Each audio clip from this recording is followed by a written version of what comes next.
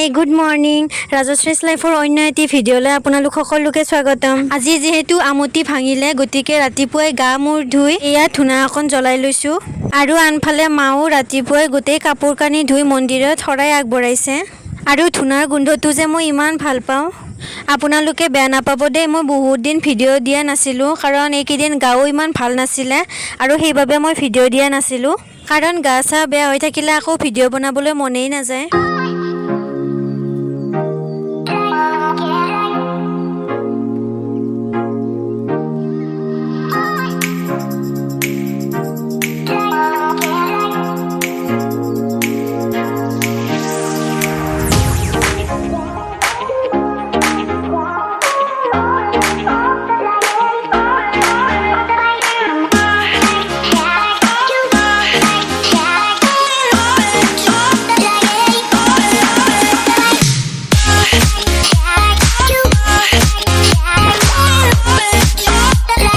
ৰাতিপুৱা বাৰান্দাখনত আহিয়েই কিন্তু মই সদায় এটা বস্তু চেক কৰোঁ যে আজি কেইটা ফুল ফুলিছে, ফুলা নাই, নতুনকৈ কলি আহিছে, কাৰণ যিদিনাখনে ফুল আহে সেইদিনাখনে যে মনটো ইমান বেছি ভাল লাগে আৰু চায়ো বহুত বেছি ভাল লাগে।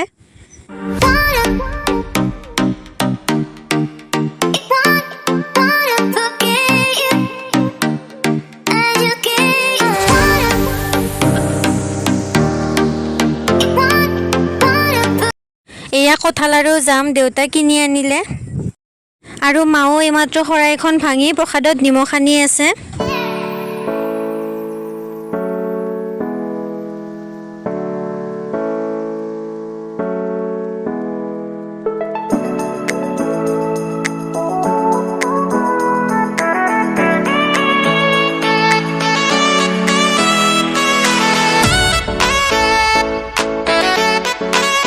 আৰু এতিয়া দুপৰীয়াৰ ভাত সাজ বনাই আছোঁ, ইফালে পনীৰ আৰু মিক্স ভাজি, সেয়াই আজি।